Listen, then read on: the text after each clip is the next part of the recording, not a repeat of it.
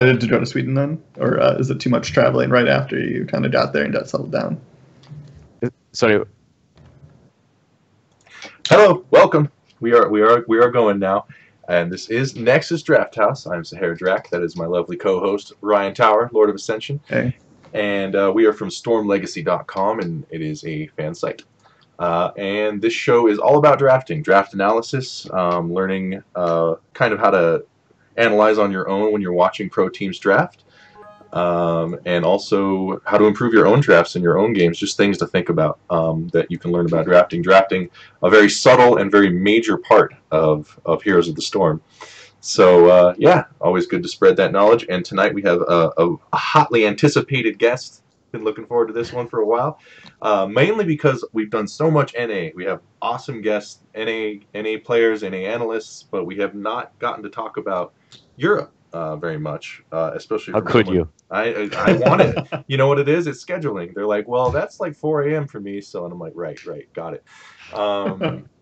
But yeah, now it's time for some EU analysis from a recent transplant from EU. Khaldor, how's it going, man? Good. Enjoying the Cali life, enjoying the weather right now. So yeah, getting there. Good, yeah. Well, you've been hosting, or not hosting, but doing the commentary for the HGC Europe games for a month now, just a few weeks, right? Like, I don't even know, to be honest. It's been a little while. Yeah, it's been a little while. It's been a bit of a blur.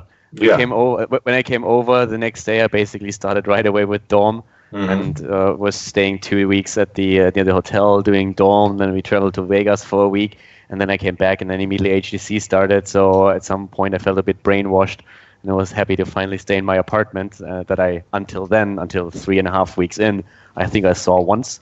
Yeah. So, yeah. I was happy to finally get all the boxes out of the way, just slowly unpacking. And as I told you guys earlier, I now have 2 or 3 pieces of furniture, so it starts to look like someone is actually living there. Hey, at least your PC's set up, right? I mean, that's a big win. So that was a huge win. Yeah.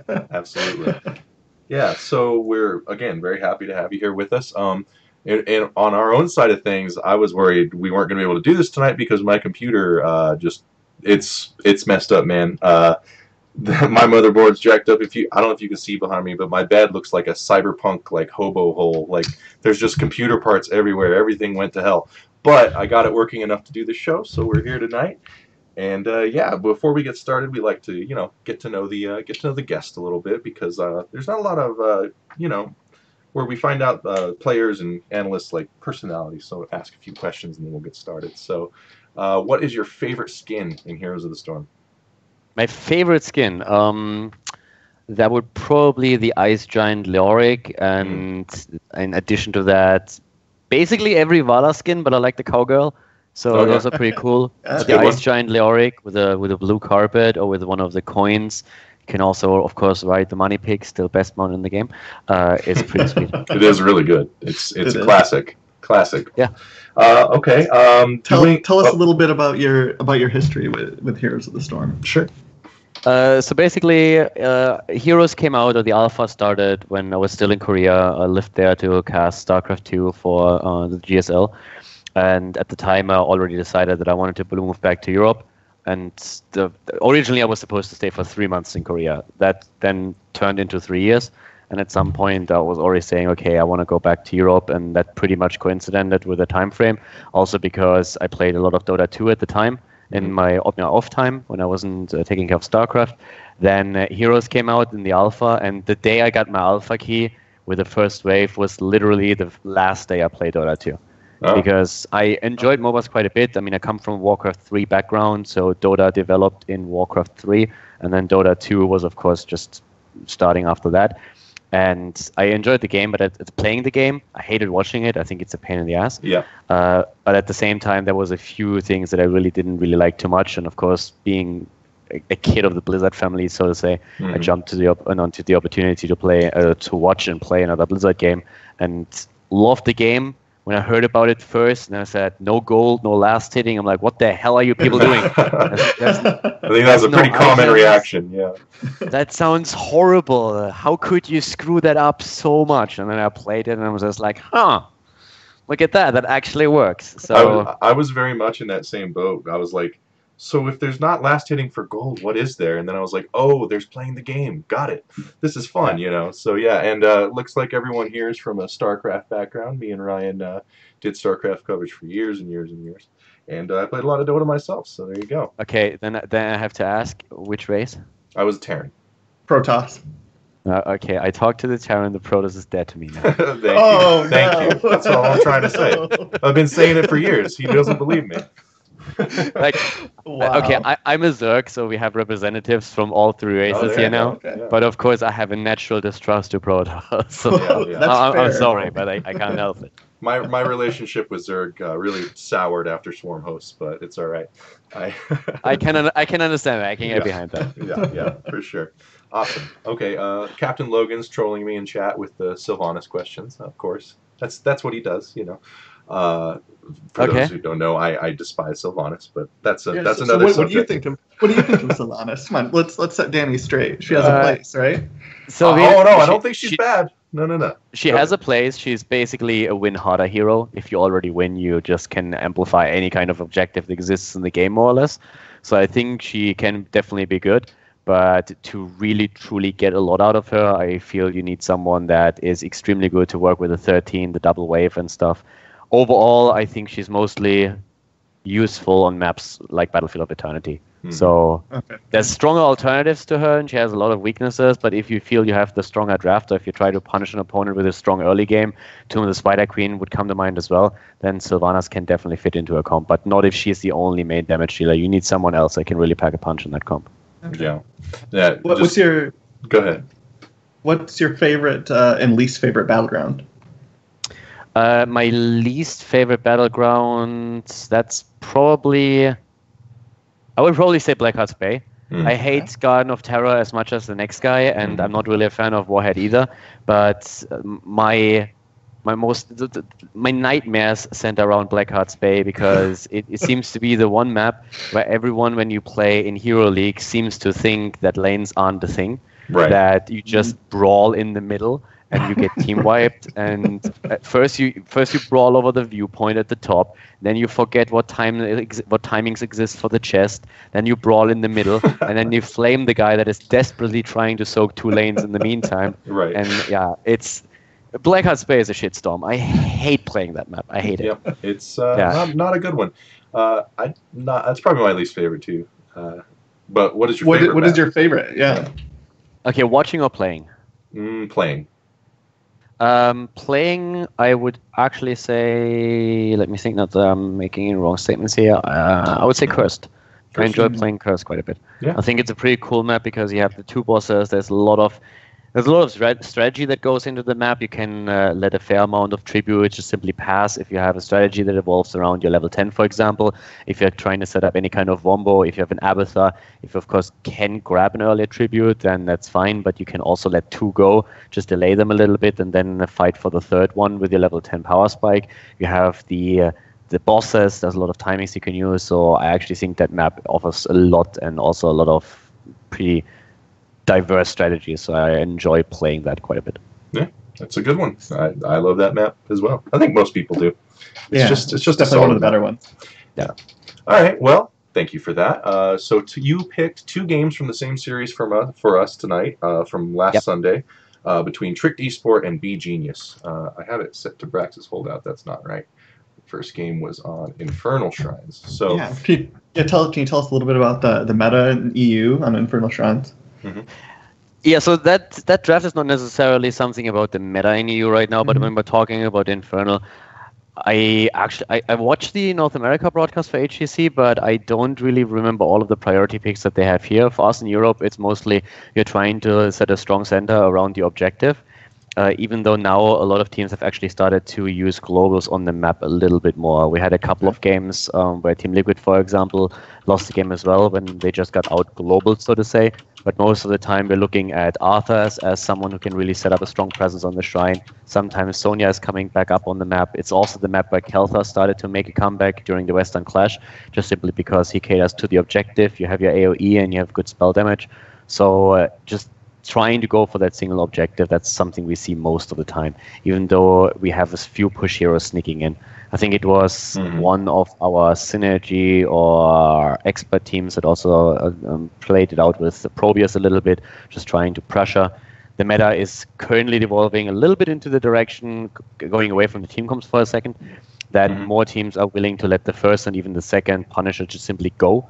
You're trying to make sure your opponent doesn't grab it too fast, but you are not really fighting for it, and instead you're setting up heroes on every single lane, and you try to destroy a few structures and get an experience lead, because the early Punishers are just so weak normally that they, if you defend properly, can't really do a whole lot, and therefore you get a bit more experience and gain more value if you just split on the lanes, you try to delay your opponent a bit, but especially if you have a Ragnaros in your team and you can simply pop a Molten Core, that usually helps you to get a lead over the opponent even though they won the objective itself. Yeah, it's an interesting map because, it was a cool idea when they made the Punisher, and they were like, it's going to attack heroes, but it also kind of opened up that where it's like, well, he'll just jump on our tank and then we'll kill it. It's not really a big deal.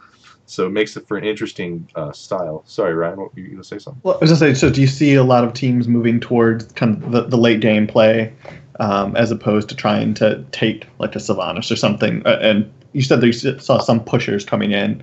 But it's mostly late game play then? Is that where we're trending, or not so much? I would say so, but we have a huge variety. It really depends on the team right now. When we're looking at priority picks for the map, then as I said, Arthas is pretty high up. You have Greymane being a huge priority.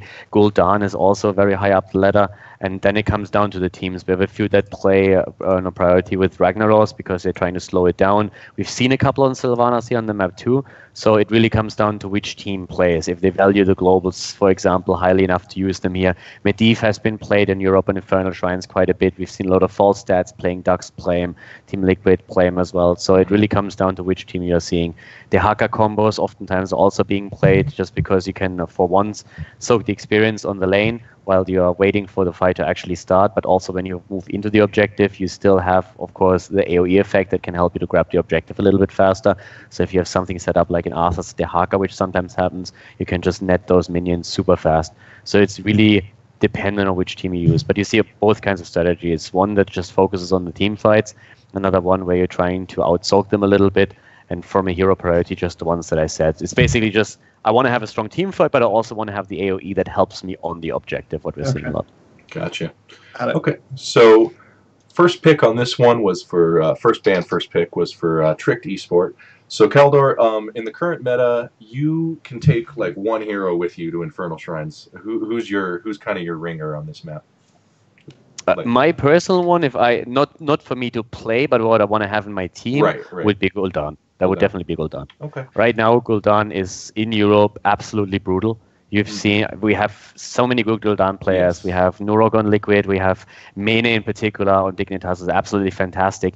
And if you get one of the two with a good Gul'dan into a game, the Horrify alone can just wreck team comps. And there's so many areas on Infernal Shrines where a team is trying to funnel in, and a well-placed Horrify is just going to split them in two. You get 1 or 2 kills out of the Horrify, push the rest back. His wave clear is insane. You have the entire time huge pressure on the map. So for Infernal Shrines, Gul'dan would definitely be my personal pick. Yeah, it's like he's kind of like made for this map. Like the team fight Horrifies. He's got great wave clear for the laning parts, and he can steal a lot of skulls during the objective. So he's just solid all around. Okay, well, first ban from Tricked is in fact a Greymane, another good wave clear and aggressive. That was actually the second ban, if I'm not mistaken. Oh, okay. See. Well, on this page on Master League, it shows Greymane is the first ban. Okay, so first ban for Trick was Arthas. That's the first one that they got rid of. Oh, I'm looking at it wrong. Okay, it goes from in to out. My bad. So they banned Arthas. Yeah. Sorry. Yeah. No, so Arthas being banned out first, and it caters again to the same idea that we have about Infernal Shrines. Arthas is one of the heroes that really thrives on having that positional fight. One of his biggest weakness is normally when you're trying to disengage, or if you get caught somewhere, just simply because he doesn't have a Muradin jump, he doesn't have any kind of escape tool like an ATC in a Nubarak. So that's one of his weakness, but his strength is really just being in the stationary position on the shrine, getting the damage in with his Frozen Tempest, and also the roots that he can set up when someone tries to funnel in. Arthur's just a beast here. Right. So actually, I think it was the Greymane first. Was it? It went great. Yeah. I'm watching the VOD right now. Oh, it was the. Oh, so they did do great. I mean, you're watching the bot. It was Greymane. Yeah, it was Greymane, and then it's Greymane. I'm in the VOD too. Really? Am I looking at it wrong? Are we at the wrong? I think so. We look at the same looking video. I'm watching Yes, the you are draft correct. right now. You are correct. Okay. It goes from the inside to the outside. My bad. Okay, yeah, that's all right. So Okay. Greymane, let's talk about him. Yeah. Greymane is basically the same. He's massive on the map. He came back into the meta just a little bit.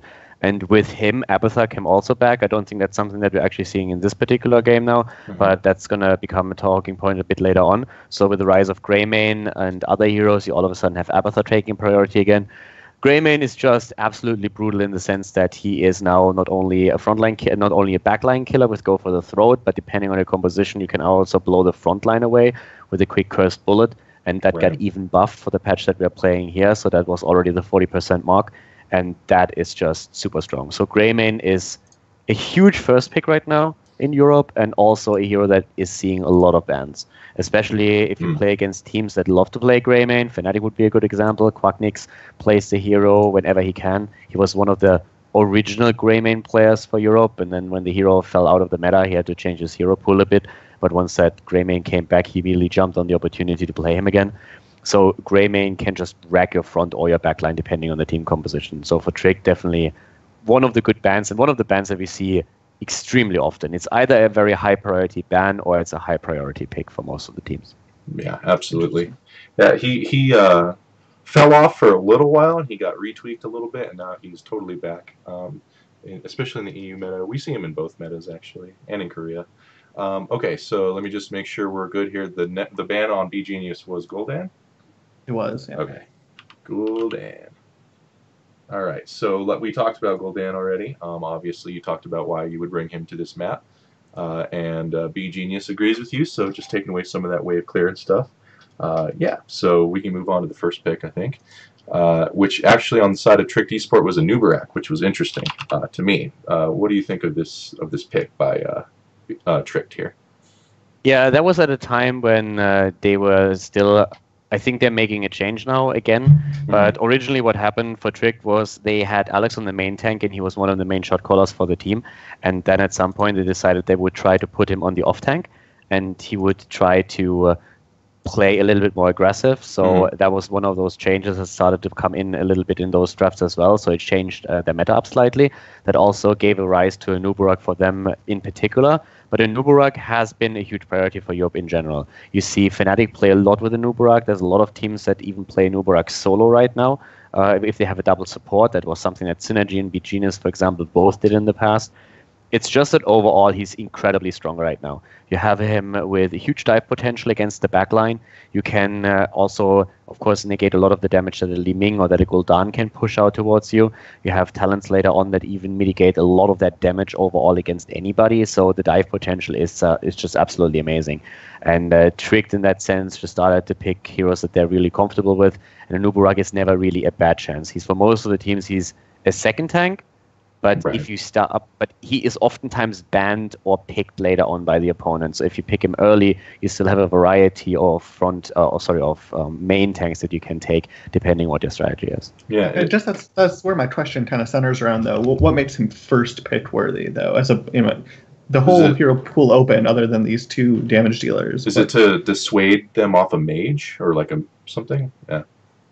It's part of it. First of all, you of course make it more difficult for a mage on the opponent's side. That's number one. And the second of all, it's also the dive potential. You have a lot of CCs that you have. We've seen in Europe a lot of comps that also start to lean a little bit more towards Cocoon. So you can really drive a fight. That means if you are getting a little bit ahead, you just go in with the entire team, you Cocoon one of the main targets. Let's say the opponent has a Lucio, you want to avoid the sound barrier, so you're trying to Cocoon the Lucio quickly, and then you go in, try to aim for that quick kill, and then you just drive the fight. So he has a huge amount of CC. He has huge dive potential. He's not really quite easy to kill, and just overall has so much utility that he is a great asset to. He's extremely versatile. He's a great early pick simply because you have so much versatility with him. What you can do with the draft later on, and you can adapt to any situation that you see there. Doesn't tip your hand. Yeah. Okay.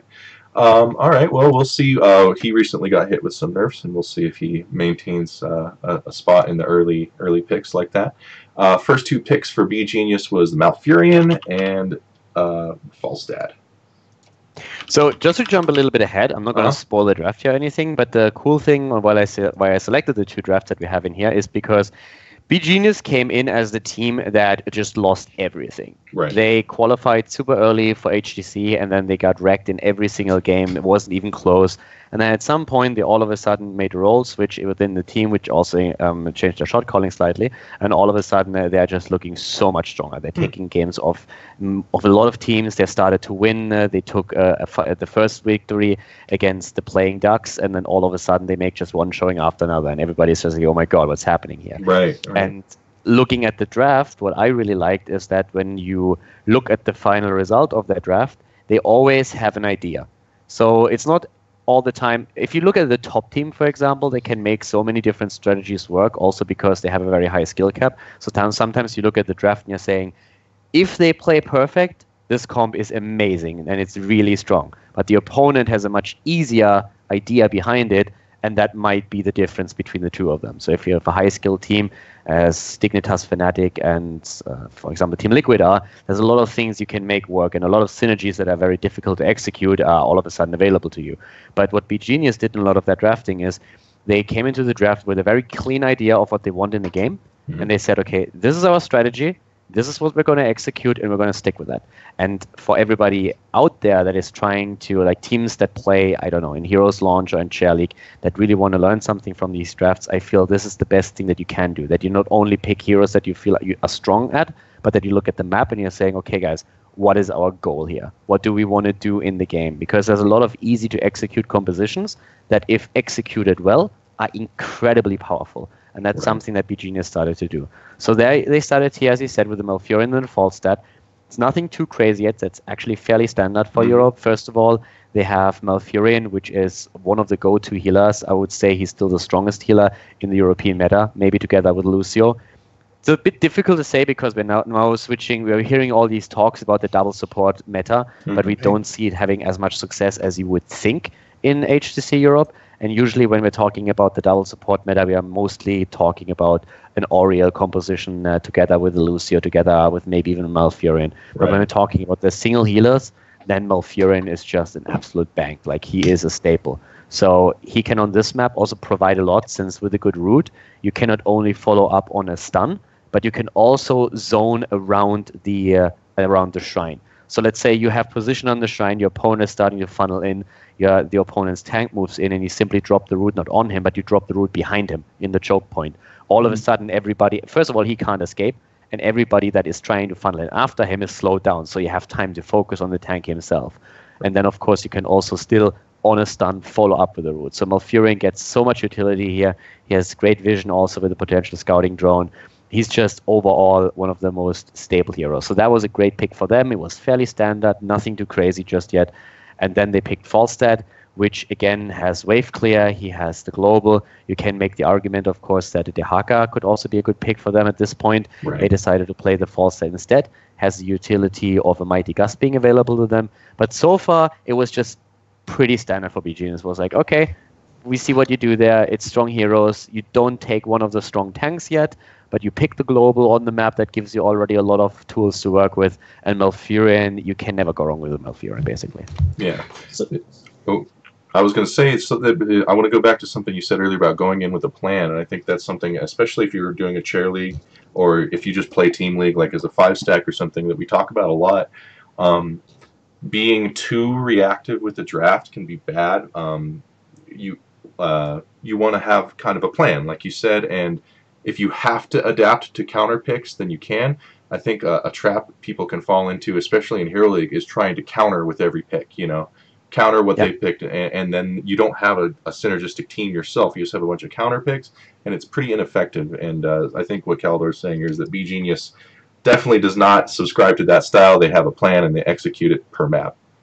Yeah, and also BGenius before they made these changes, their drafts were shit. Right. They were really... There were drafts where I looked at it and I was just like, what are you people thinking? And we asked them in the interviews and they just said, yeah, this went wrong. We were forced into that direction. Right. And they were so off. Some of the choices that they made were painful. They had compositions where they played double support. They had a single tank Anubarak and they went into Cocoon. That Anubarak didn't do anything the entire game. He basically poked his head up It was instead of whack-a-mole, they played whack the Anubarak. Every single time he popped his head out somewhere and tried to frontline, he immediately got like 1 or 2 shots against him. All of a sudden, he was at, I guess, 60% HP or less, and he had to immediately move back because he could never fully engage, since instead of having an ult that gives him sustain, they took Cocoon. And the only way you win with this setup, even with a double support behind him, is if you're already winning the game. And that was really, it was a real struggle for them. Yeah. And then they said, guys, why are we always thinking this complicated?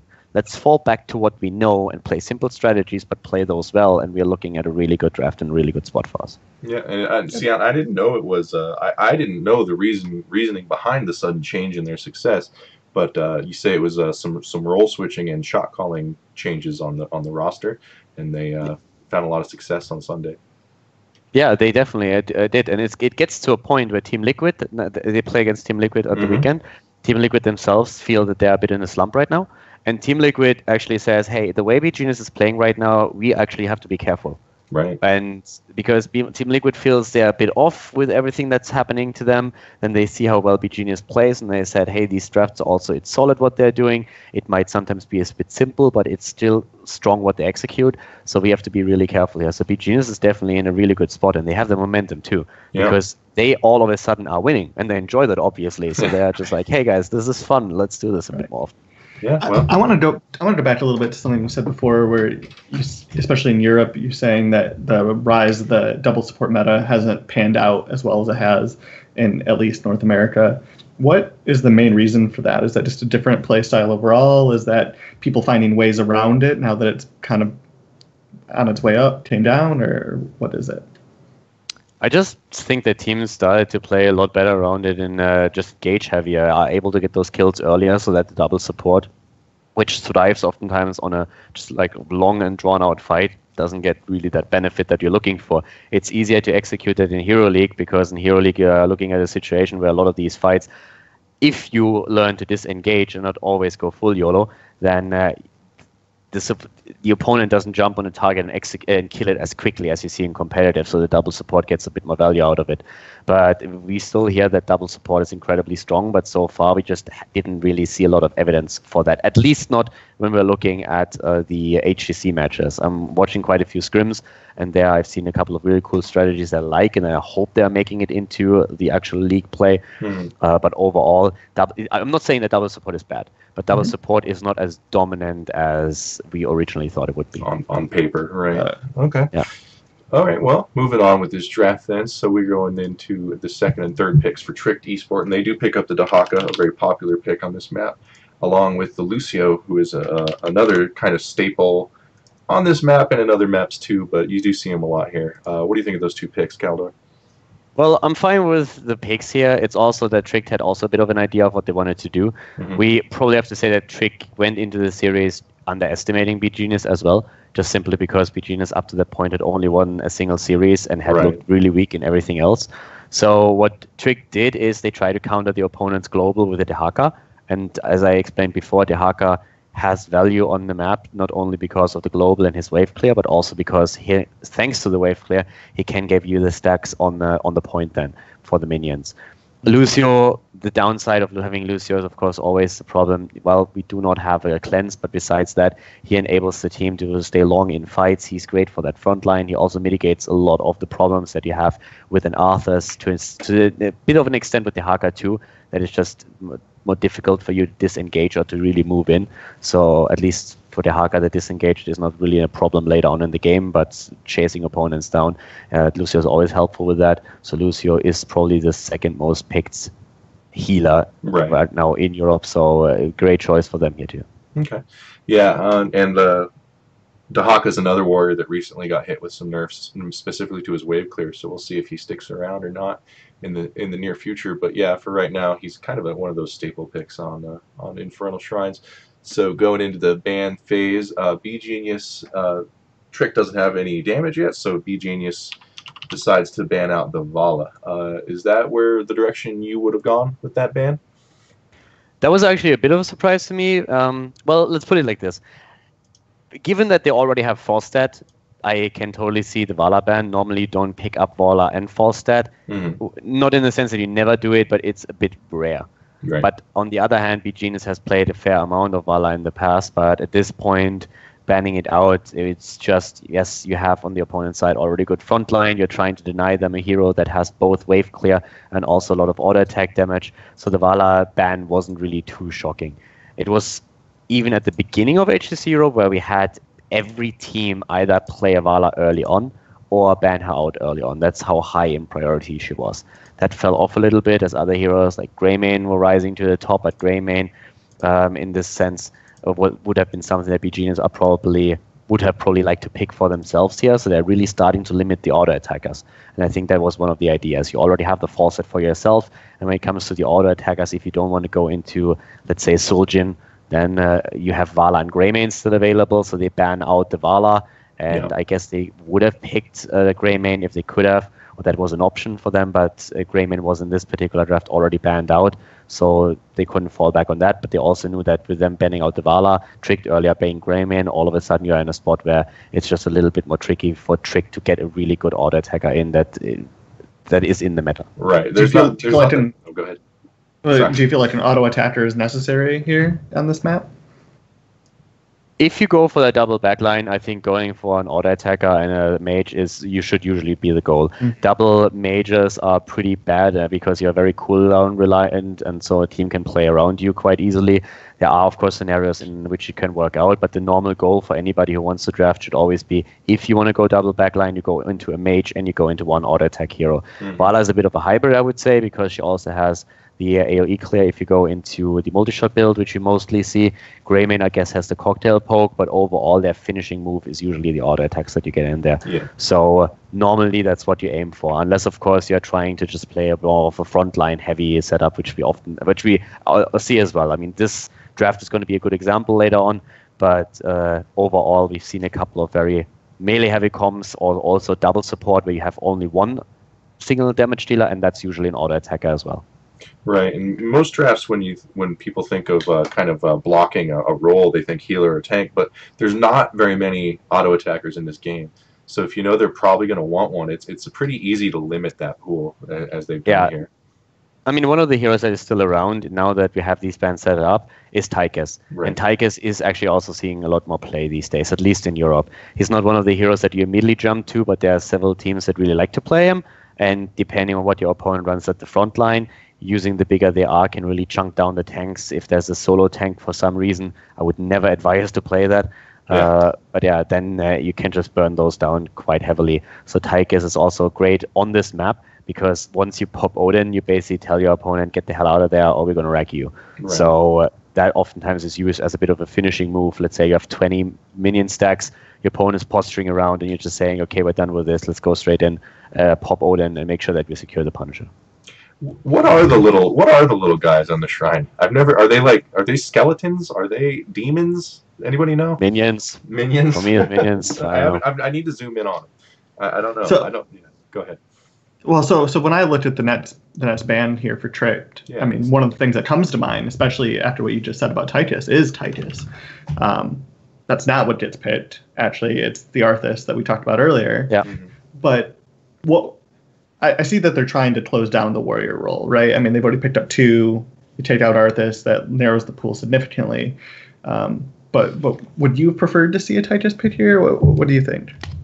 No, I'm totally happy with the Arthas ban on there, and because I think Arthas is an absolute beast on the shrine itself, and in this map it works really well. They already have 2 frontliner, and BGenius doesn't have one. So for BGenius, I think it was a very fair assumption that BGenius would pick the Arthas if they can, especially given the map that we have here. So the Arthas ban was definitely a good one, I think. Good. Yeah, and we talked a little bit about Arthas before, but his ability, like you said, on that shrine, he just his AoE is like such a danger zone for the team to try and you have to do this thing, and here's this big dangerous area that you have to walk into that you don't really have a choice about it. So yeah, very strong hero, such good sustain now. So happy to see more tanks getting play like an Uberak and Arthas. So yeah, there's the Arthas ban. Going back to BGenius's side, their 3rd and 4th picks. This is where it gets a little interesting, a little kooky. That's where the fun starts. Yeah, this is where the fun starts, where you're like, wait, they're doing what now? And they pick up Nazeebo and Ragnaros. And that was pretty sexy. That was really where you saw, okay, I understand now what they're doing here. Because if you think about Nazeebo, the first thing that really comes to mind is his level 20. Once that you have the Val infection, then you're sitting in a spot where you know you can chunk the opponent down. Basically, your job as Nazeebo, all right, I'm done. I'm going to sit in the back right now. I'm going to throw spiders around. I'm going to kill everything. So that's what you do. The problem is getting to 20. And that's why we see Nazeebo oftentimes played on Dragonshire, because Dragonshire is a map that usually goes into the late game. We have a couple of NA teams, and their only strategy is to get 220 with Nazeebo. Right. Team 8 played that. Yeah. They actually talked about this also on a few of their streams. They're saying like, oh yeah, we're trying to get to 20. Normally, that's something that you don't really advise to people, because on most of the maps, it's a pretty bad idea to try and make that work. Mm-hmm. So if someone out there listens to this now, they really need to think about the map. It's a really bad thing to try if you're, for example, on the Tomb of the Spider Queen. Let's try and get to level 20 here. That usually is a bad spot. Not saying that you can't pick Nazeebo on the map, but as a game plan, it's a bit off. So, Nazeebo tries to get to 20. How do we get to 20? First of all, we try to prolong the game. Who's a great hero to prolong the game? Ragnaros. Yeah. Exactly. So you are the guy who literally counters objectives. You have Ragnaros on Dragonshire. That Dragon Knight doesn't mean anything. You can take that down easily. Mm-hmm. You can play against the Punisher. Rag just simply takes over the fort. You burst that thing down, and you just take Punishers out, and you prolong the game. All of a sudden, that false stat looks also very different, because what can you do with false stat? You disengage. Does B-Genius want to fight here? Hell no. Why would they fight? Their whole plan with this setup is, we want 20, screw you guys. So they want to disengage, they want to set down roots, they want to deny objectives. If they can use the Molten Core at some point to secure the objective for themselves, that's amazing. If not, they pop Molten Core later. And defend against the Punisher. They can always gust away with Falstad, they poke with Nazeebo, they wave clear, and they just try to prolong the game. So at this moment, you already knew what they're doing, and it's one of those things where like, okay, let's see how that works out. But that is the game plan here. Even before we know what their front line looks like, you look at this and you immediately know what they're trying to do, and that is just one of the beautiful things here. The combo of Nazeebo, Ragnaros, and in addition to that, that third element of a Falstad, and them just stating, this is a map that usually lasts long. We're going to prolong the map with Ragnaros, and our whole game plan is going to be to empower the Nazeebo, and then later on completely wreck you guys. So that was a super awesome thing to see. Yeah. Now, I do want to add a caveat to this draft, however. This is kind of a don't try this at home draft, like in your Hero League game, like because good luck getting people to like not fight until 20. Okay, so I would agree. In Hero League, don't do that. But if you're playing in Chair League, then by all means, give it a go. Play that comp in a quick match with a 5-man stack. Play it in unranked draft with a 5-man stack, or in Team League. Just try it out a little bit, how it works for you, depending on the map, of course. And then at some point, you can incorporate something like this into your own play. And of course, there's a few variations that you can play with this too. You don't necessarily need the false stat. He's an added benefit, but just think about, if you want to empower Nazeebo, if that's your goal, I'm not saying it's the best strategy in the world, but it's a clean strategy. It's a very crisp one. So you know what you're trying to do. You're trying to avoid team fights. You're trying to just prolong the game. So you have to be willing to also give a few things up. But this is also one of the ways how you can actually learn the game a bit better, because it's not always about win team fights, win team fights, win team fights. This is just a bit of a different approach, catering towards maps like Infernal Shrines, I guess Towers of Doom to a certain extent, even though there you have to win a few objectives, and also, of course, Dragonshire. Right. So it's all about strategic retreat here, right? Right. But the point is you have the plan, and of course, if you're on the same page with people in voice chat, you can do this. I'll go for it. You know, are there? I was going to ask one more. Sorry. We know Vile Infection is like a huge, like the biggest level 20 power spike. Are there any other heroes like Nazeebo that you can play for the late game? To the same extent, Nazeebo, I would say probably not. He's kind of unique. I don't think that any other hero has a power spike that is really this huge. And the thing is, he's not useless before. Right. So it's not like variant till 10. I'm definitely not Hey, Varian is not useless. He's useless until 4. Okay, yeah, good After point. 4, he has Good point. value. Yeah, you're right. Yeah, but 10, of course, is also his big one. Mhm. There's definitely thinking that I'm forgetting someone here, but I think Nazeebo is still pretty unique in the way how hard he spikes on 20. Right. Okay. Logan, Asmodan definitely gets strong late, but if you're building to have a godly Asmodan, I don't know if it's going to work, but it could. So, did you have something, Ryan? So yeah, I guess Leoric has a big spike on 22, but it's not to the same extent where you all of a sudden are so incredibly powerful. But Spectral Leech on 20, if you can go for it, is just chunking tanks down. So Right. Okay. So one of the things I found interesting when watching the broadcast is your point that you brought up about Nazeebo's zombie wall. If you're able to cast one of those, right, you're almost guaranteed to land that really great rag ult, right? Yeah. And how important that is, especially on a small map where you're fighting. Well, this isn't a small map, but in a small objective area with the chokes like the way they are. So, and then the other thing that I wanted to ask you about is now their strategy is pretty clear, right? To everybody watching, definitely to Tricked Esport, what do you do to try to counter it now that you have 2 picks left? What if you're in Tricked Esport's place, what do you do now? to put it bluntly, you kick the shit out of them early game. Right. Okay. You rush. Right. So do you just pick up heroes that can help you do that then, or do you have to try to hedge that won't actually happen? What is the 6 pool of Heroes of the Storm? Yeah, you just go. Now, in that case with the Nuburak and the Dehaka, I'm not quite sure if I would go that far, but we've been talking about the Sylvanas early on today already. Mm-hmm. That might be one of the situations where you want to try and grab the Sylvanas.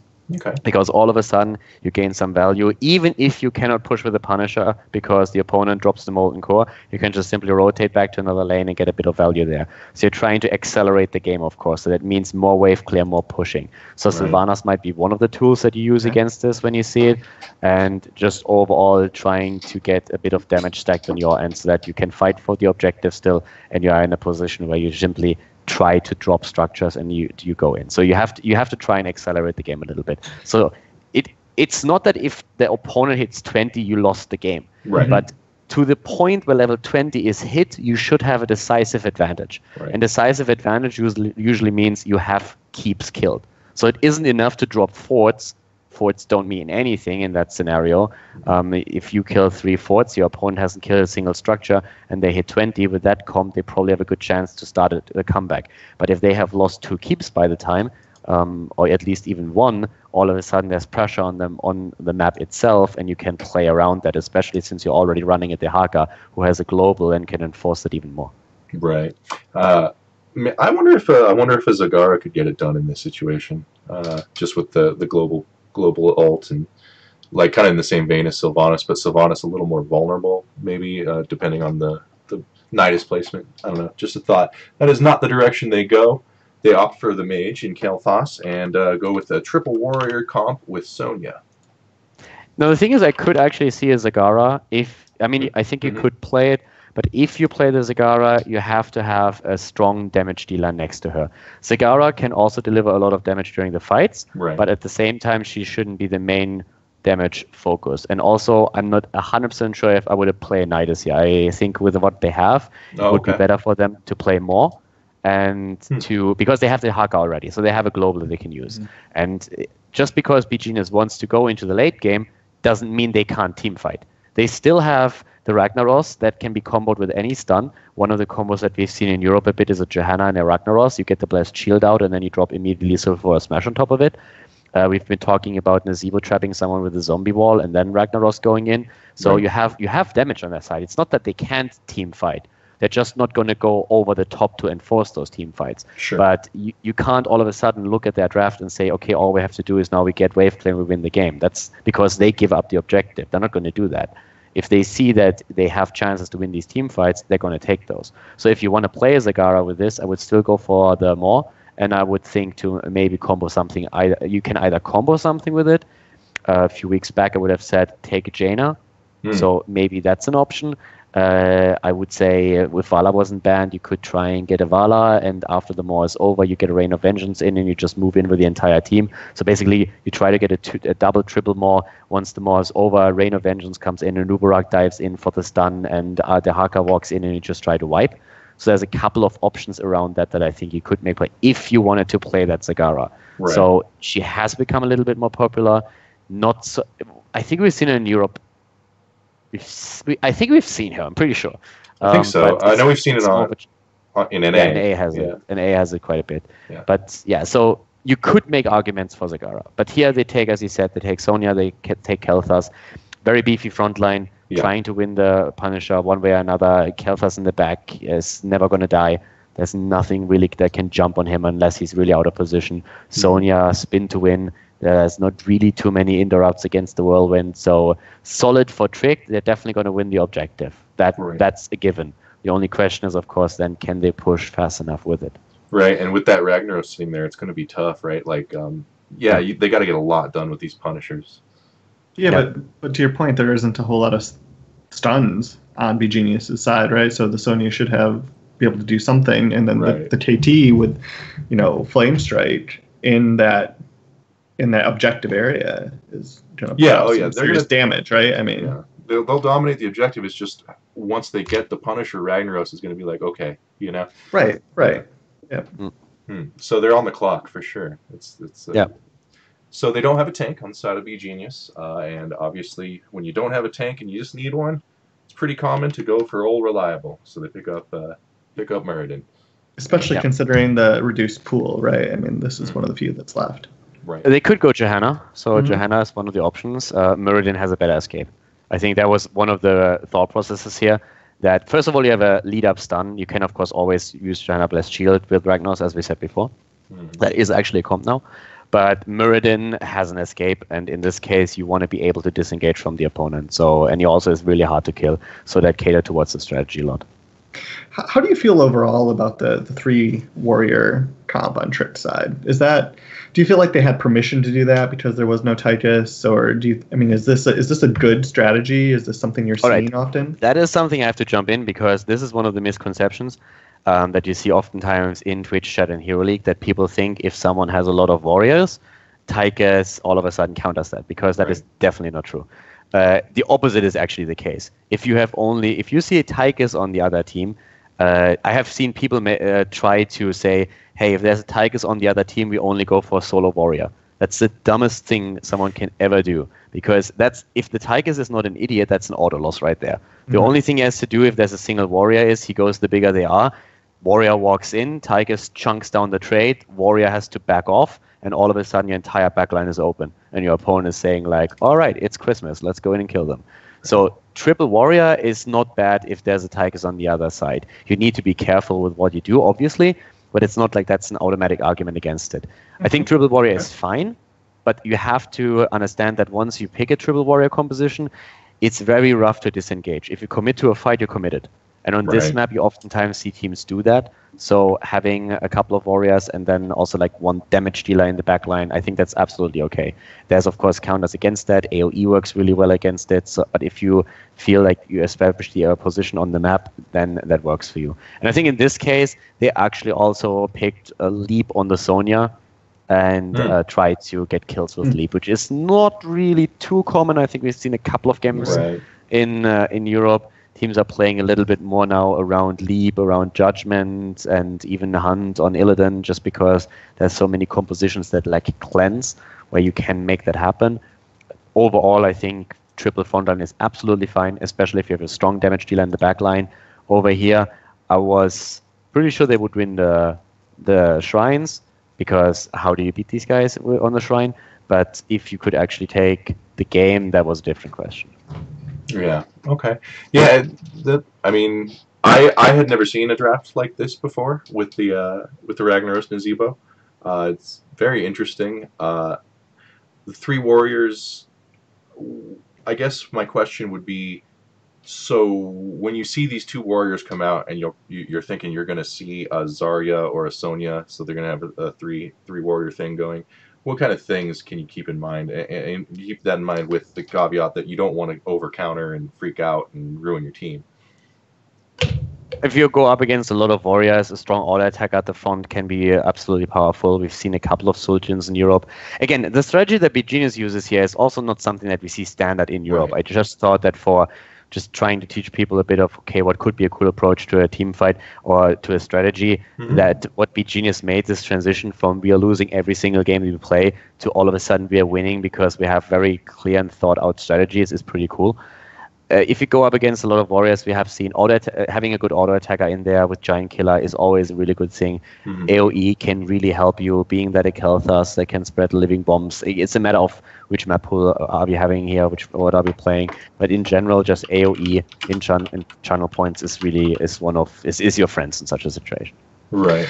Okay. Here, it looks like both teams kind of got what they were after in the draft. It didn't. Do you see anywhere here that was especially reactive? I mean, it kind of looks like they filled out the way they had wanted, more or less.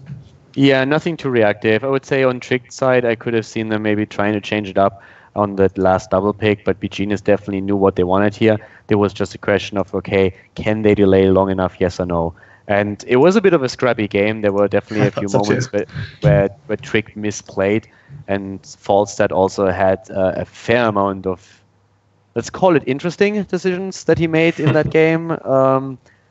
But they achieved what they wanted. They hit that 20 and were in the end able to win the game. So even backdooring a bit. So they actually ended up backdooring in one situation. Trick was a bit too surprised by that.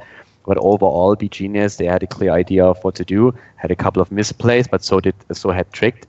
And in the end, BGenius was able to win the first map against Tricked, which was kind of crazy in itself already.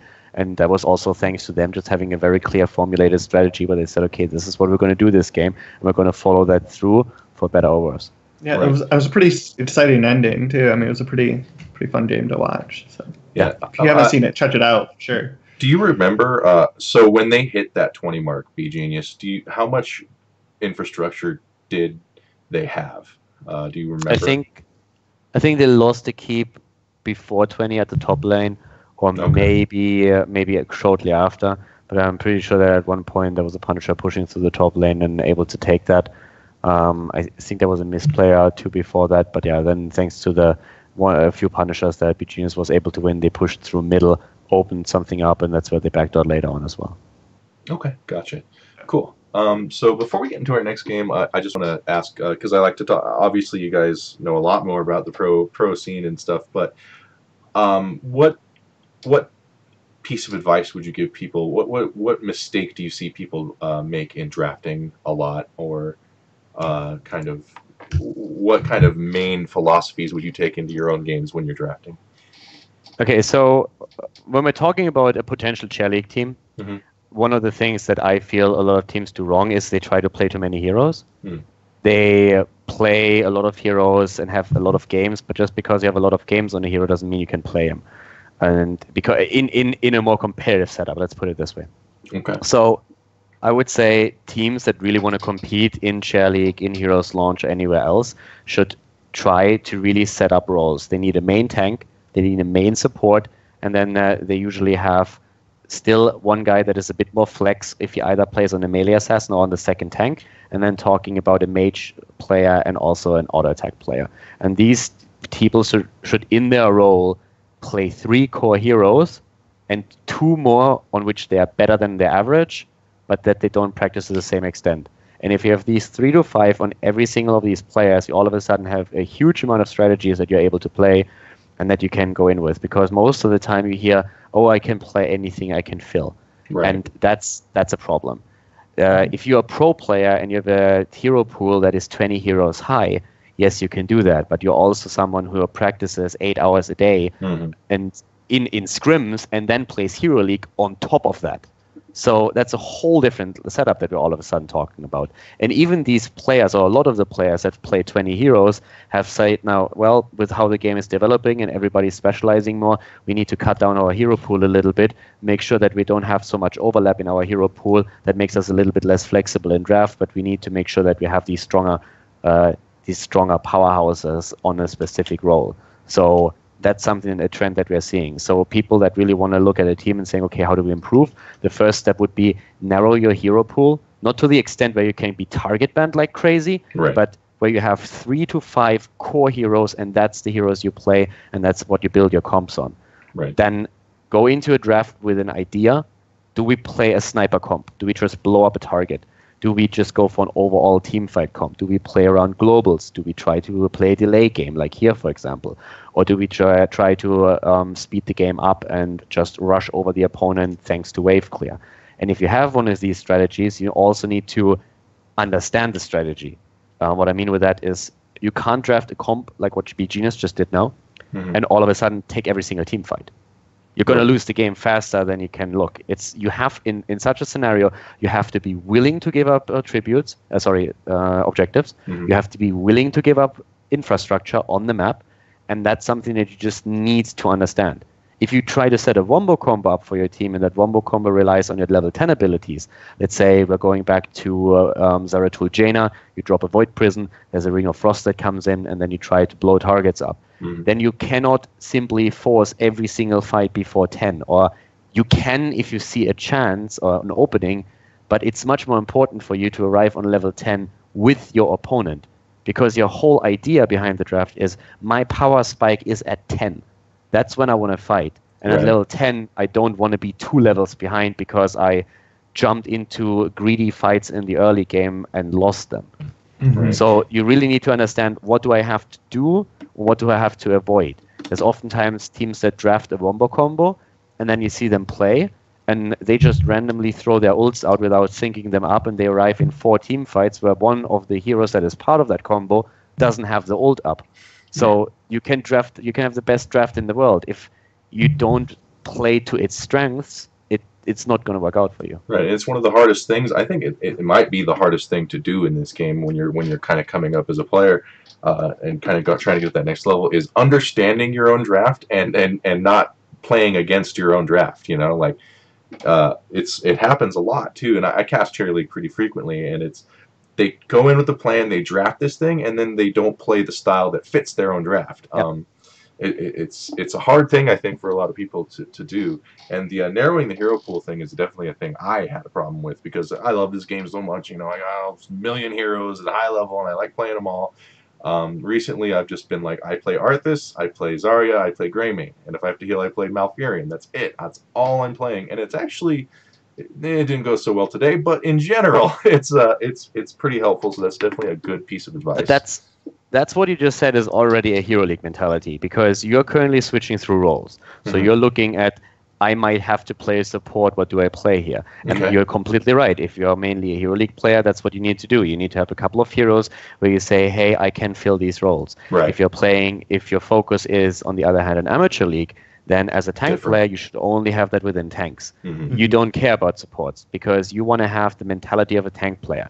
A tank player has to look for very different things when he's in these fights. So you all of a sudden playing supports or Greymane doesn't help you. So that's really where people have to say, what is my priority? Am I someone who just looks at Hero League? Or am I someone that wants to play in an amateur team somewhere and just have fun in that scenario? Or if I only play Team League, for example. Right. So then you have to define the roles a little bit better. But what you said earlier is completely right. People need to play to the strengths of a particular draft. And also, one of the hardest things in Heroes is giving things up. Not engaging into that level 9 versus level 10 fight. Just giving the opponent, if need be, a boss because you are 2 heroes down or 1 hero is down. And that is something that people have incredible problems dealing with. When I see someone actually give up, like they're merking and an objective pops up and they walk away from the mercs, I like make the sign of the cross. I'm like, oh my, you never see that. And it's sometimes important, you know. It's a hard skill to pick up because it's hard to walk away from things you want in this game. I don't know why. It's counterintuitive for most part, right? I mean, you have to realize that there's a bigger thing at play than your tunnel vision. Right. There's also, you sometimes see someone taking a camp, and while he's taking the camp, half a screen underneath him, there's all of a sudden a team fight starting.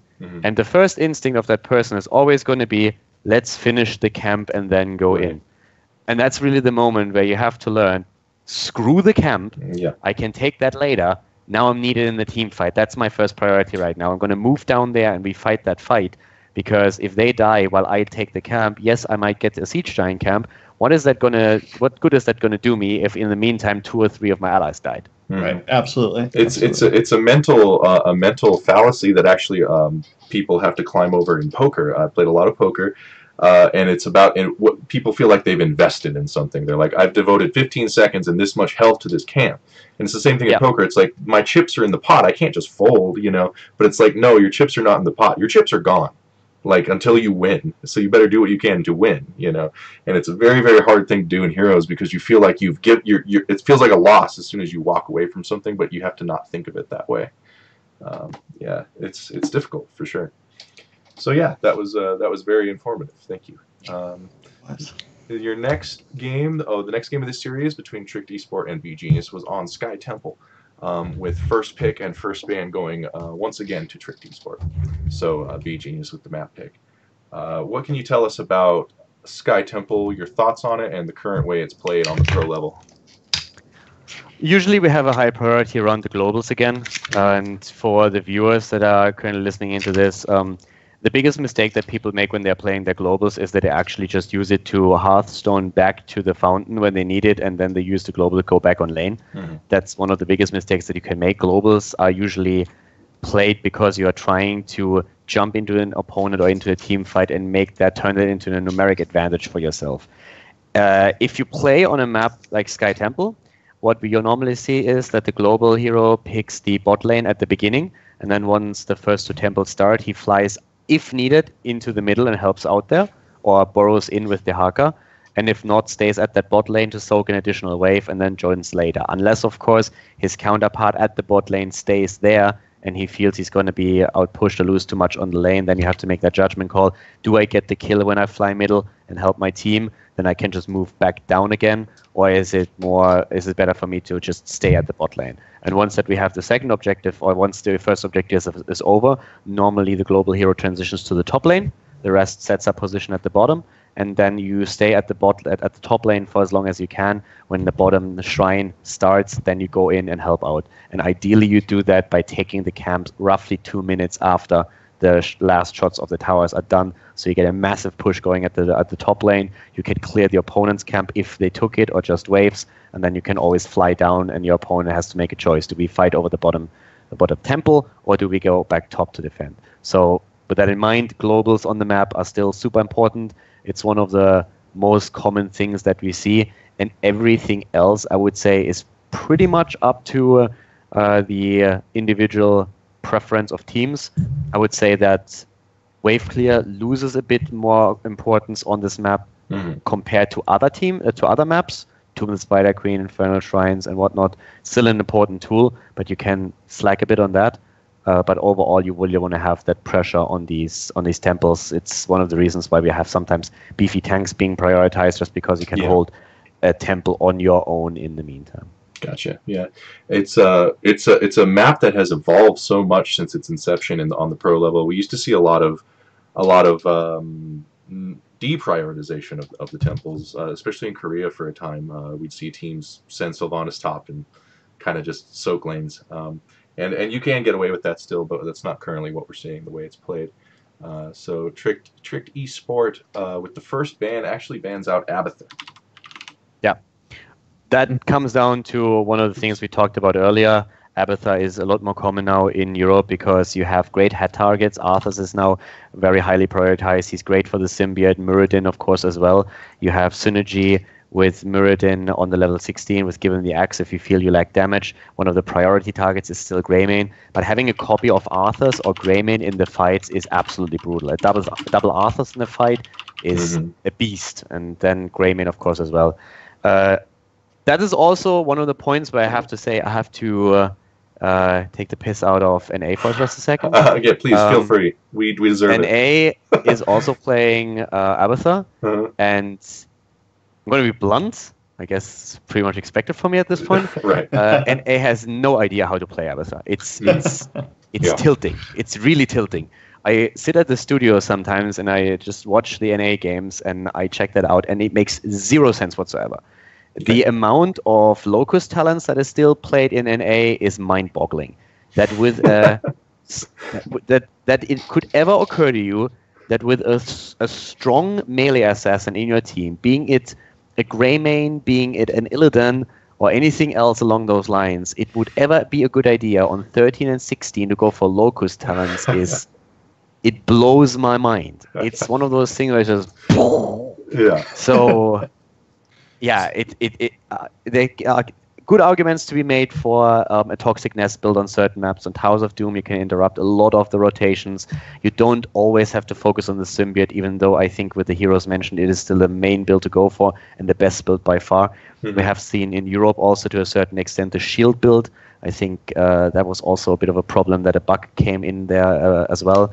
But shield build was a bit of a thing, can sometimes be used, but the main build, even though the other two are viable, the main build is and has to be Symbiote in the current meta. And Locust value is just non-existent right now, especially with the priority that global heroes have. You should never be if you get a lot of value out of the Locust Abathur build, then your opponent is just playing bad. Right. That makes a lot of sense. So that's your main piece of advice for aspiring NA Abathurs, is to stop going Locust build. I mean, makes sense to me. If you want to troll and you're playing a quick match, hell, by all means, just go Locust build. Who cares? Yeah. But if you actually want to have a team league or amateur league success with Abathur, and that's one of the heroes that you want to go for, then that's definitely the wrong way to play him. It's not that split push hero concept. Abathur needs to help in these fights, and that's when you usually have a copy of an Arthur's, a copy of a Greymane. I think I've even seen it to an extent where double Genji was played. So there's quite a few things you can do with that, and Symbiote has so much value. The heal on 13 alone is so fantastic when you're playing with any kind of melee assassin. You can make arguments that the slow with an Illidan, for example, isn't even needed because he's staying close to the target anyways on 16. So all of a sudden you could branch out on 16 slightly. So there is definitely hybrid builds around. Yeah. But Locust build is just straight up trash. Yeah, and I believe you. I'm not an Abathur player myself, but that kind of reminded me, as far as melee assassins, I don't know if you've experienced the PTR Alarak yet, but nope. Alarak Abathur, to me, unless they make some big changes, is the most terrifying thing I can think of. Like, he does like level 16, his Qs will do like 1600 damage. That's without a hat and without a clone. Like, I don't know. I'm terrified. But I love have to admit, I stay away from PTR patches as much as I can, simply because we usually trail a patch behind in HGC. Right. So you already have to keep up with two different patch versions. Ones that we have for casting, the other ones that comes in when we play our own games on Hero League and Team League on the normal server. And if I then also jump on the PTR, then I'm already juggling with three different patches. Too much. And that is sometimes brutal. So when PTR notes come out, I read through them to get a bit of an idea what we can expect in the upcoming future. If there's any big changes, I talk to a couple of pros, but I'm not playing them myself because I'm saying, okay, I'm going to wait until that comes in, because that is just going to confuse the hell out of me if I have to juggle three different patch versions. Sure. I'm just telling you now. I'm giving you early warning.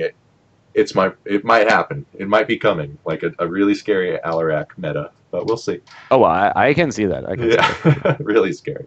Okay, so the ban was Abathur, and then the ban on the side of B Genius was once again Gul'dan. Now that's kind of an interesting ban on this map, right? Gul'dan overall is just really a good ban, especially if you're a team that is prone to have problems dealing with Horrify.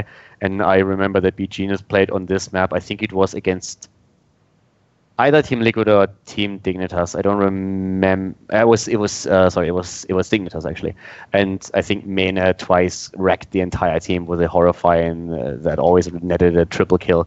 So I don't blame B Genius for now having a bit of a Gul'dan phobia, since so I think this is just one of the heroes they struggle against. Yeah. And it's also what we're going to see later. It's a hero that not only is something that is incredibly strong, but it's also something that would kill their idea in the draft. Okay, so not only is it good against what they're planning, it's just EU Gul'dan is OP. Got it. EU Gul'dan is pretty much OP, and against the weaker teams in particular, Horrify. It's crazy how good Horrify is, especially if you combo it off with other shit. Right. Oh yeah, absolutely. Okay. So Tricked Esport does on this very kind of large map with 3 lanes, they pick up the Falstad first. Stad. Yeah, I guess don't really have to talk about it too much. Right. We already mentioned the globals a bit earlier, how you rotate in between the first and the second wave. But solid pick, nothing too crazy, pretty standard here. Either Dehaka or Falstad is a good opening if you want to play around the globals, so that's definitely one of the things. Right. Given the utility that Falstad also brings, do you typically think of him as the best global there is in most situations? Not really. I think the Haka is actually a bit stronger right now. Okay. I think that he offers more. Falstad it's just really easy to engage onto Falstad. He oftentimes has his escapes, but he doesn't really pack the same punch. So normally when it comes to the raw damage output, I would prefer someone else in my backline. It is a lot hinged on how good the gusts are. There's a team that works really well around that. But overall, from a personal preference, I would rather have the Dehaka as the global in my team plus a second tank, and then have on top of that other damage dealers in the background. Okay. Got it. Okay, so the Falstad there. Sorry. That's right. Tank FTW with an interesting character he plays as the opening pick here. They do open with a Varian Greymane. Yeah, so that is already pretty cool. Varian is incredibly powerful. I'm not sure to which extent he's currently played in North America. I think we see him, but I don't think he's as common. Not a lot. Varian is basically your best tool, first of all, to deal with any kind of cheese. Meaning, if you have a Tracer, a Genji, certain melee assassins against you, Varian is just the shit. You go in Zeratul, for example, as well. Playing against a Zeratul with Varian is awesome because once he pops his head up, you charge in, you taunt, the rest of your team follows up the dead Zeratul. Same true for Tracer and all of the others. So we see him actually a lot. There's a lot that's getting comboed off with Varian where you just try and make good engages happen.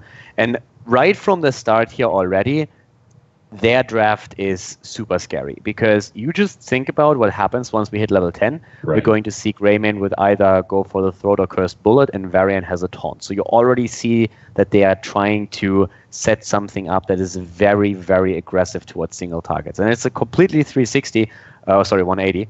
What they did in the it went a little bit far with it. What they did in the last draft. So in the last draft, it was all about delaying the game. This time it's, hey, we want to fight. So that was a pretty strong opening. And Greymane, we talked about his priority in Europe, and Varian is also very high prioritized right now. We've just haven't seen him in the other draft, but that is a strong pick for them, and it's very, very stable. Yeah, and he's such a, I mean, he basically shuts down those kind of light hit point, quick heroes like Zeratul and Tracer, but also he is able to just negate so much of what a team's trying to do. Like, if he can step in and absorb a bunch of damage with his W up, it's like such a waste of a cooldown. Like he's so problematic, honestly, for a lot of comps. So yeah, I like Varian a lot. I wish we saw him more in NA, and I like that he's being picked high priority in EU because he's crazy good. So yeah, Greymane Varian, Tricked Esport also picking up a couple strong heroes here, getting the Arthas and the Dehaka. Now they go very global heavy here with Dehaka plus Falstad. We've seen that on other maps play to great success. Fnatic is a team that plays it also on Sky Temple a lot, and they have amazing synergy when it comes to the globals. It's one of the reasons why it's traditionally one of their better or best maps even. And the Arthas is just something that especially Alex the Pro G loves to play. So for them, this was just their thought process was they feel really comfortable on the heroes. They have a lot of globals to play around, but they at this point already fell a bit into the trap of BGenius. Because Arthas and Dehaka, they have huge problems getting out of fights. We talked about that a bit when we were mentioning Lucio as a potential hero to help out with movement speed so that they can disengage. But none of these two heroes has an escape. Right. So you don't have any kind of Johanna, Iron Skin, where you can just simply try and move out with the Unstoppable. You don't have your Muradin, where that simply can hop away. There's no Nuburak that can simply burrow away. So yeah, these guys, when they are committed, and they're not getting out there. And that's actually what BGenius wanted. Right. So does that mean that the Falstad Gusts are just that much more important then? Or not so much? Yeah, Falstad Gust for disengage is going to be a super important tool if a team fight goes wrong. Okay. Yeah, so yeah, once they're in, they are in. And probably don't see why that might be problematic. I know I don't, but they're pick those heroes anyways. Going into the ban phase, it's going to be B Genius's ban, and they actually ban out Uther. Yeah, Yes. they ban out Uther, and that is basically the moment where Trick probably realized, oh shit. Right. Because blow up top there. exactly, you see the Uther being banned out, and why would you ban out the Uther right now? Stops the momentum. He's good, he's strong, but what is one of the main tools that he provides? He can provide you with a Storm Shield. So all of a sudden, with a Divine Shield. So all of a sudden, they're looking at this and they're like, we might have a problem here. Yeah, you're not saving anybody. Yeah. Exactly. So you have a Greymane and a Varian on the other side. You have an Arthas that can't get out of the fight, a Dehaka that can't get out of the fight, and your opponent is literally looking towards Taunt and the Cursed Bullet at this point, and you're saying like, oh shit. So do you feel like the draft shifted there with the Arthas Dehaka picks, or is it this Uther moment that is really the defining turn in the draft? No, it was the Uther getting picked where Trick all of a sudden realized what would happen here. B Genius definitely had the idea before. It's not that they were waiting for the Arthas and the Dehaka pick. They just played into their cards a little bit that they had these heroes up at front against them. Okay, gotcha. Well, that is definitely an exciting kind of turn there, at least for B Genius. Tricked Esport bans out the Zeratul. No, I see this as kind of we definitely don't want to Void Prison on top of that sort of thing. Is that what? Yeah, so you can Void Prison the back line or the front depending on from where you engage. You also have a high amount of burst damage that you can get out with the combo. We've seen in Europe compositions against no cleanse, for example. That was pretty cool to watch. That was playing Ducks when they played against Team Liquid on Towers of Doom. And what the Ducks did is they ran Tyrael, Uther, Abathur, Zeratul, and I think a Greymane. And they just went for double Zeratul and jumped with the copy on Abathur, and they jumped with Judgment Lucio on the opponent's team. And a double Zeratul stunned after Judgment just kills everything. So Lucio got blown up in every single fight, and that was a major thing that happened there. So that was actually really, really cool. So Zeratul's output with a good combo is insane. So that's something that they wanted to get rid of, and as you said, the Void Prison to zone the rest out too. Okay, gotcha. All right, so let's see what B Genius does with they have the two kind of main scary components of their draft, and they go ahead with the Malfurion for a healer. Can't ever fault anyone for that. And those roots. Yeah, roots for sure, and Li Ming actually. Yeah, so right now you're again in a spot where you just look at what happens here. Varian charges in, hits the taunt, Greymane hits the Cursed Bullet, Malfurion says, oh cool, thank you, stationary target, roots, here we go. Li Ming is like, what do you mean I can just simply hit that guy now? Drops the combo on him, Greymane, Li Ming, they get the kill, and Li Ming is like, oh my god, look at that, new cooldowns, awesome. More kills. Let's do that again, boys. And you can look at this comp, and the next thing that you should think about, what's the highest cooldown that we see there? It's literally Greymane's Cursed Bullet with 30 seconds.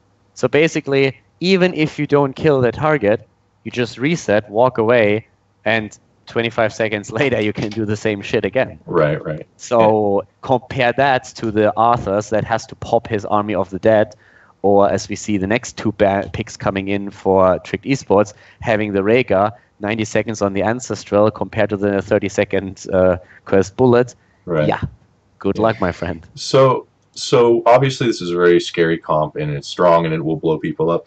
But it's been available for a while. What kind of weaknesses draft-wise does this comp have?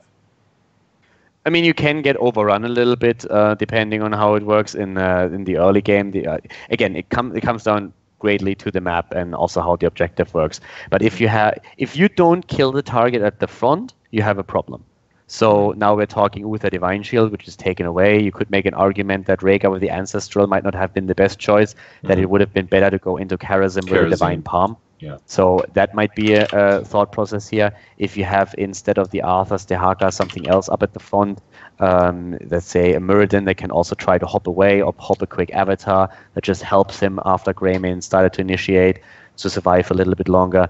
You could think about, okay, what if we have a Zarya in that mix as well, and we can drop a shield in there. So once you identify what's going on, that you're just trying to play around that a little bit. Okay, and that's just something that they failed to do here.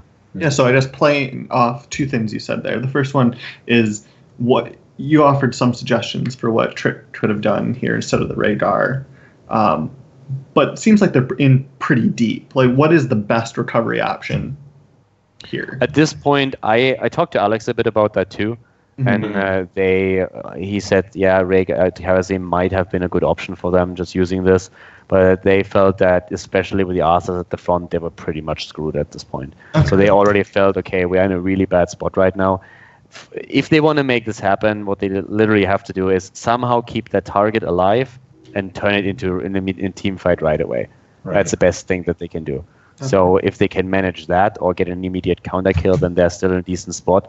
But if you look at the draft that they had at this point, they neither have the on-point damage output, nor do they have the survivability. Rhaegar has to hit that Ancestral, but then again, he starts a very uncomfortable cooldown trade. Right. Even his cleanse is a 60-second cooldown, so unless they get a kill, that's tricky.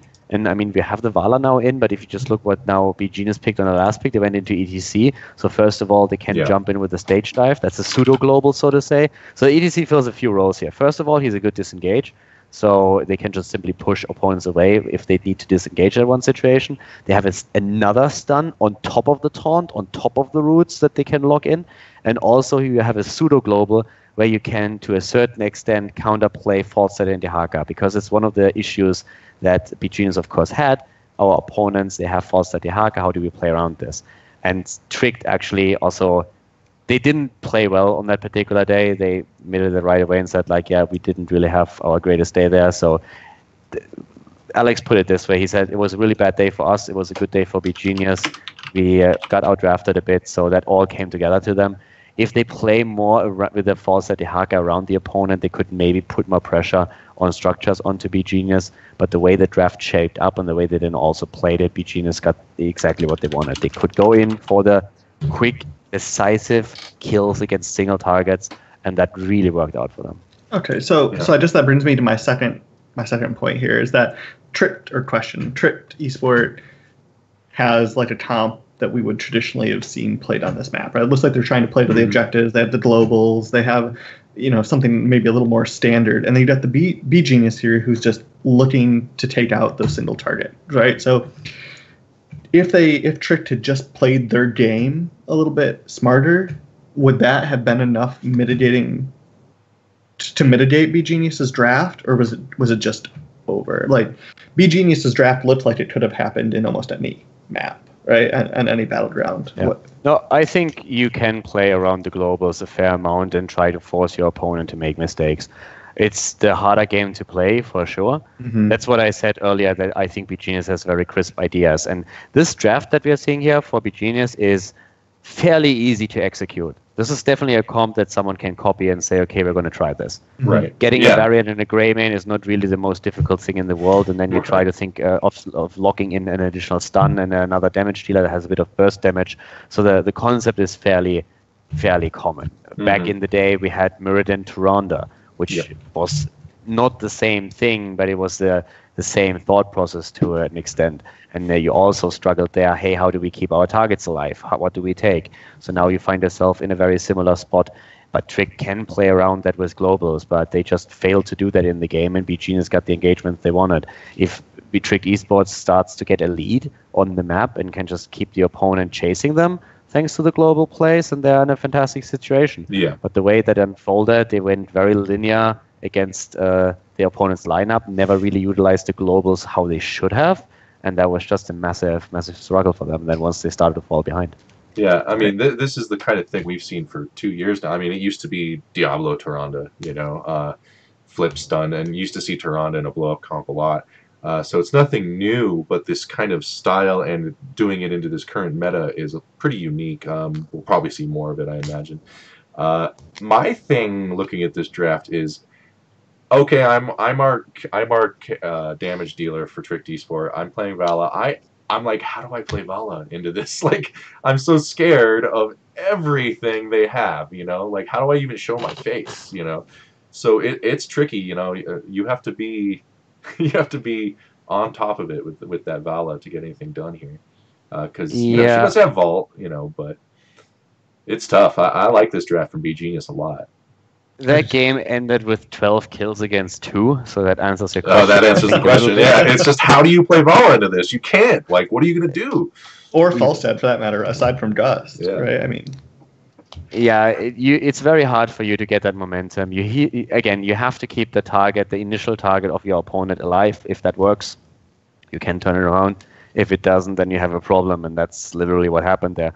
So it's also just simply not playing the globals to the extent. But it was it was not the best day of Tricked for sure.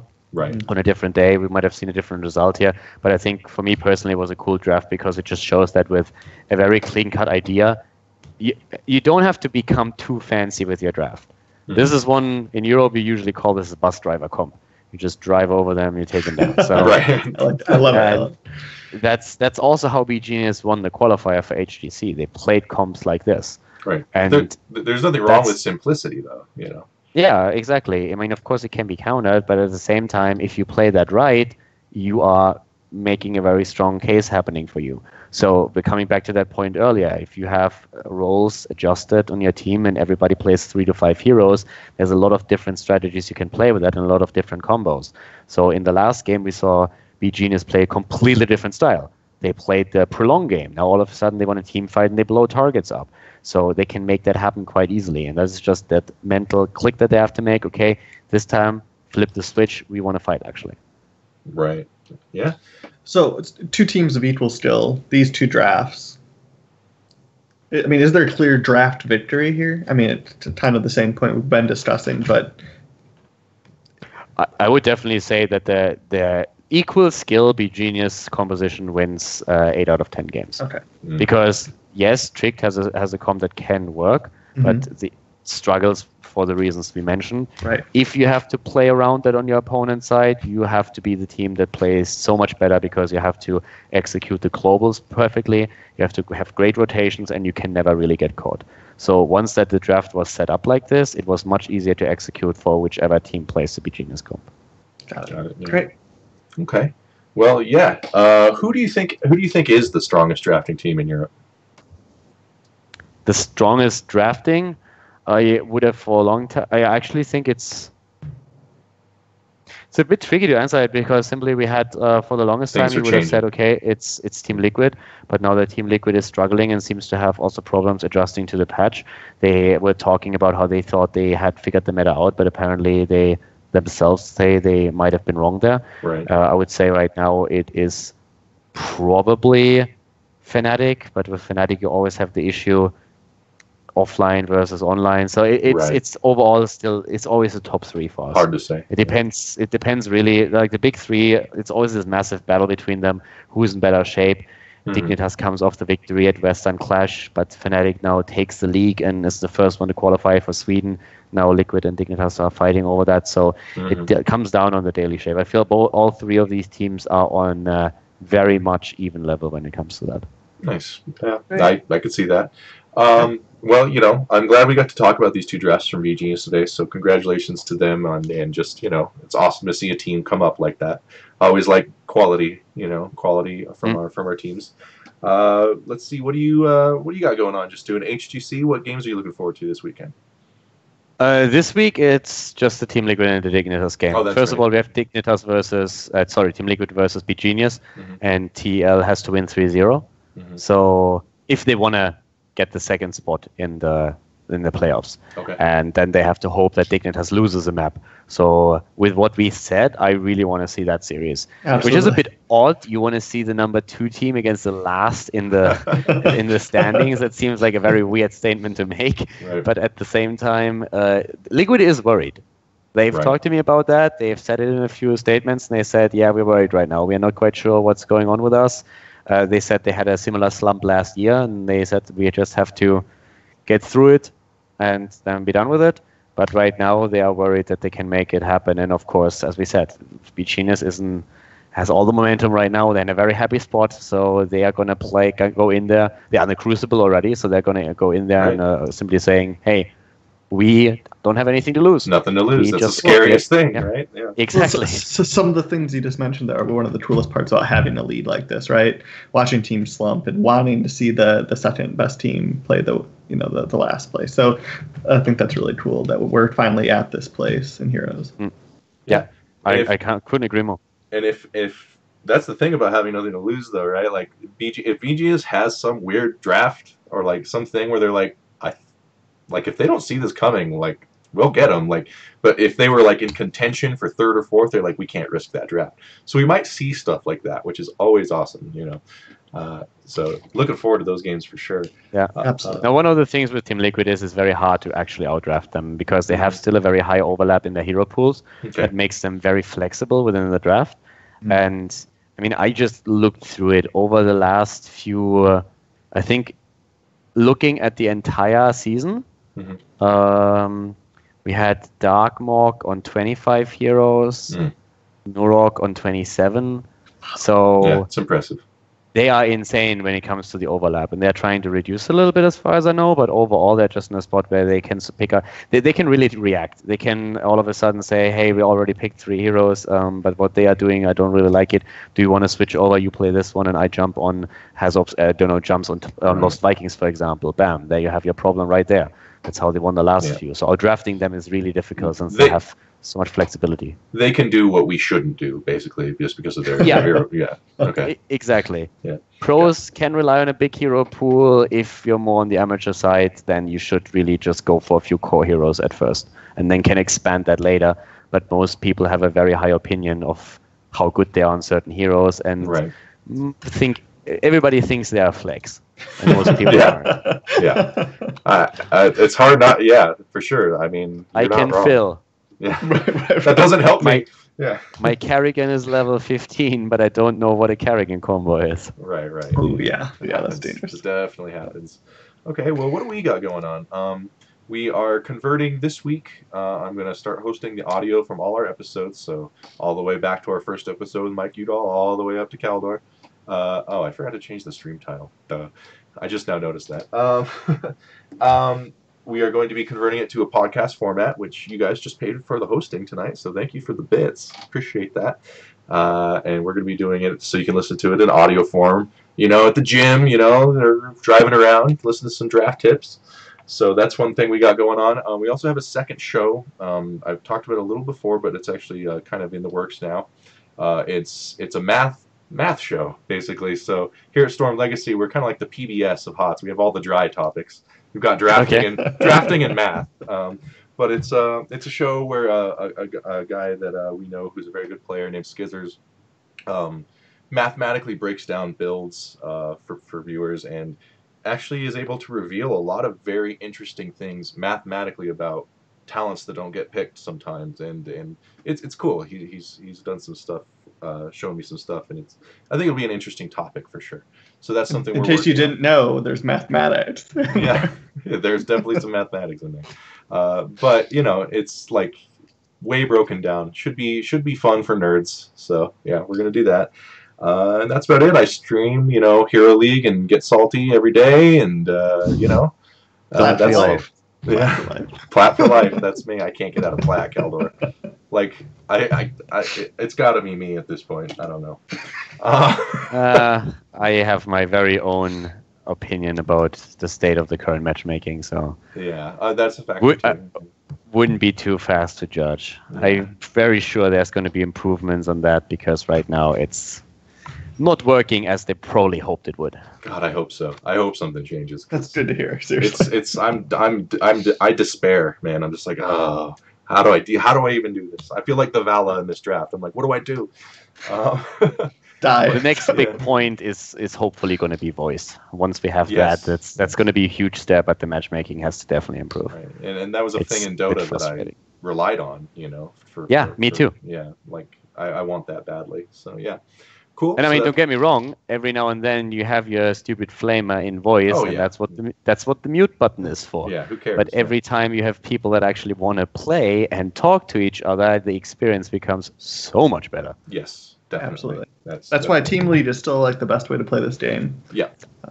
I still have contact to people that I play with, sometimes Diablo 3 or Heroes of the Storm, that I got to know 4 years ago through the voice chat Mhm. in Dota. And That's they are awesome. from Alaska, so I can finally play with them without having lag. Because Or a usually I massive always time have like, difference. yeah, Yeah. time difference was actually okay because I'm an early bird, and that's usually when they would Okay. play because they were about to go to bed. Right. So it was fine. But I was always playing on the NA server with 130, 150 ping, and that Yeah. could get really annoying. That is I annoying. bet. Yeah. Cool. Yeah, I have people that I play HOTS with who I met through that same way. Dota 2, the little speech bubble yelling thing popping up, that was them. So yeah, this has been a very informative show. Actually, we didn't get a ton of viewers tonight. That's all right. We had high quality content, and that's always my goal. So thank you so much for that, Khaldor. We appreciate that. No problem. Yeah, Pleasure. absolutely. It was a great show. Really Yeah. appreciate it. And if you ever want to talk drafts, we'll be here. Then Yeah, we'd love to have save you up on. some good ones, some really exciting ones.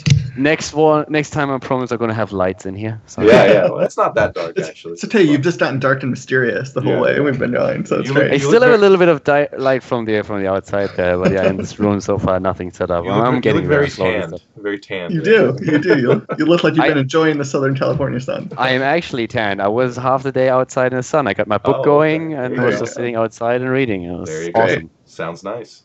All right, man. Well, I think that's going to do it for us tonight on the Nexus Drafthouse. Thank you, everybody who came by. The VOD will be available for this on YouTube tomorrow within 24 hours.